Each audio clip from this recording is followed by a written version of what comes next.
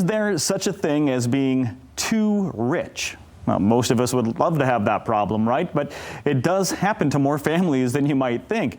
Joining us to discuss this is Gary Mattson, Taylor Stewart. They're from Mattson Financial Services, a financial firm that's been helping people retire successfully right here in West Michigan for decades. You can also catch them on the radio on their popular show, Money Mentors. Gary, Taylor, okay, you got to define this for me. What constitutes as too rich? Is that a thing? For real? Yeah, absolutely. You know, we might not ever feel that way, but the government sure does when they start pulling those tax dollars. And so a lot of times what we see, you know, especially right here in West Michigan, is what we call those middle-class millionaires. They've saved really, really hard. They've, you know, adjusted their lifestyles over the years and dedicated to putting this money away and being a responsible retiree. And now they get to the point thinking, oh, this is going to be great. You know, don't have to worry about these great big tax bills. And now all of a sudden, 85% of their Social Security is taxable, and healthcare costs would go up, and now maybe we're pulling dollars out of those retirement accounts and we're losing 25-30% on the dollar to taxes, and so there is a thing is becoming too rich, and it's a lot lower threshold than what some people think, but again, it all is based on your lifestyle and how we need to withdraw and take funds, and you can really set yourself up now to be more successful in the future with the same amount of money there, but making sure that you've got that saved in different tax qualification buckets. So when you start pulling that income out, we're not sending a check to Uncle Sam every single time, right? We've diversified those assets by tax qualification. That's a good strategy, and I'm sure many couples out there would love to lower their taxes without lowering their income. I mean, that seems to be the standard, lower income, lower taxes. But can you lower your taxes without necessarily lowering your income? Well, the financial myth out there is that you need $1 million and you're going to have that money grow 5-6%, so that's what you're going to take off and utilize and keep your $1 million. And unless you're a 501c3, which is a charity, or a university, that is absolutely the worst way that you can set up an income flow or plan, because you're doing taxes. So many times we talk to clients and they don't understand that there's tax-free buckets, tax-deferred buckets, and then taxable buckets. So we want to make sure that we're taking as much money as we need for retirement and minimizing that tax avenue. And that's where a lot of people fail in their planning, is because they don't look at the new tax laws that are coming as well as the ones that are in place. And there's so many ways to take advantage of that. Doing a proper plan exposes those so you can have the stress-free retirement you're looking for, and of course all the income, and lower the taxes. And, you know, most times, too, it's not necessarily the client's fault. Oh, man, you know, I've saved all this money, and now I'm just writing those checks to taxes. The way employer plans have been set up for so long is they didn't have these Roth 401k options or Roth IRA options where you can save that money tax-free. Future growth tax-free, of course, you're paying taxes as that money goes in. It wasn't offered. So for most people, you save with the, you know, the 401k or 403b, and you're just kicking the can down the road. You're deferring those taxes until you need to start taking it out. So it's not anybody's fault. It's just now we can take advantage of it, whether you're getting close to retirement or you're already retired. There's still ways that we can help get some money into that tax-free bucket, so we've got that future income without those tax consequences, and hopefully bringing down your overall tax bracket. When you say things like a Roth 401k or a 401(b), I mean, I didn't even know some of those things even existed. Do you find that to be the case with a lot of people? Have they heard of these things? Yeah, you know, it's pretty common, the 401k, but there's a lot of different avenues too. Is it pre-tax? Is it post-tax? Do you have an employee stock option plan? Is that qualified? Is it non-qualified? Meaning, was it tax going in, or is it going to be taxable to you when you come out? And so many times people say, well, I've got that. You know, I'm putting money in there for my paycheck, and there's still a lot of questions that I then have to ask, and that's good, because I feel like I'm doing my part, educating that client, educating the consumer as they come through the door, to make sure that they understand truly what they have, and maybe little tweaks here and there that we can make to provide more income in the future while lowering those taxes as well. So many people are in retirement thinking that they can't have a Roth IRA, or there's not a tax strategy left for them.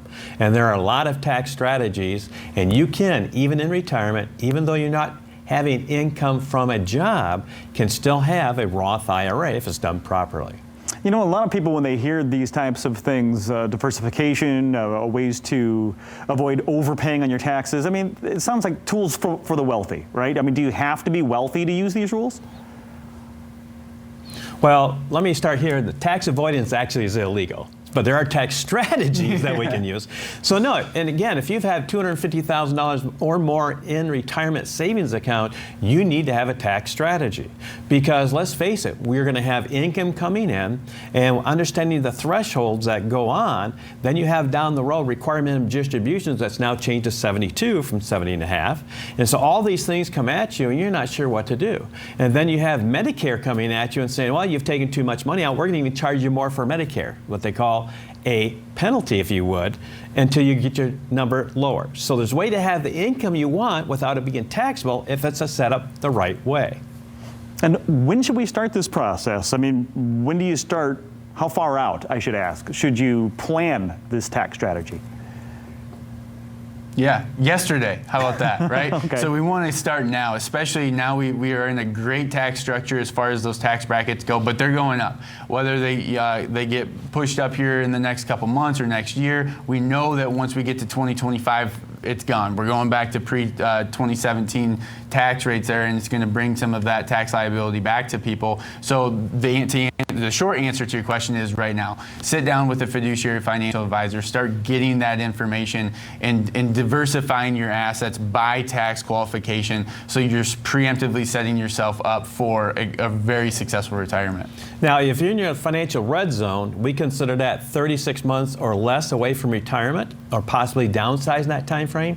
You really want to look at that immediately. I mean, like Taylor said yesterday, this is the critical stage where you have some flexibility. You can move things around a little bit, because once you walk out the door, some of the options are gone. So let's make sure all options are on the table. You get the information and create a plan that's right for you to address your dreams, your goals, your desires, and have the stress-free retirement you're looking for. Yeah, I guess I should ask finally, what do you spend that money on? I mean, if I'm saving all this money on the taxes, where should I put that money? That's the great part, is that college education for grandkids, that boat you've been dreaming of, second home, travel. I mean, these are the avenues which you get to open up. Look at it this way. If you save 2% in taxes on $500,000, that's an extra $10,000. I've never had anybody tell me I've saved money on taxes, so I want to now pay it to the government. No, they find great ways to do things with family or charities and have the opportunity to really make a legacy happen if that's their choice. All good information. All right, we got to start this process now. I know that you guys would have a great deal. What's the first step we should take? Obviously, before I even ask you for this deal that you're about to offer our viewers, we should remind people that with all this information out there, it's good to have trusted advisors. What you really want is somebody that you trust, like a fiduciary, like Gary and Taylor and everyone at Mattson Financial are. What's that first step, guys? Well, we appreciate that, Todd. That's correct. You want to be a fiduciary and work with somebody who is that. So if you've saved $250,000 or more for retirement, for the next 5 callers that call our office, we'll put together a tax strategy plan showing you a financial roadmap, not to get you to retirement, but through retirement, getting you all the income you want and need, but also paying the minimized taxes that are available. That's an incredible offer. Thank you, Gary. Thank you, Taylor. So for you at home, maybe you might not feel quote unquote rich, but you do know how hard you've worked for what you have and what you've saved for retirement. So take advantage of that special offer from Mattson Financial. Gary, Taylor, and the team will sit down with you personally to customize a retirement plan just for you. It's a comprehensive plan that includes a look at your taxes, your investments, your income sources, and more. You've worked hard your whole life. Now find out how all that hard work can pay off. Call 616-514-3831. That's 616-514-3831.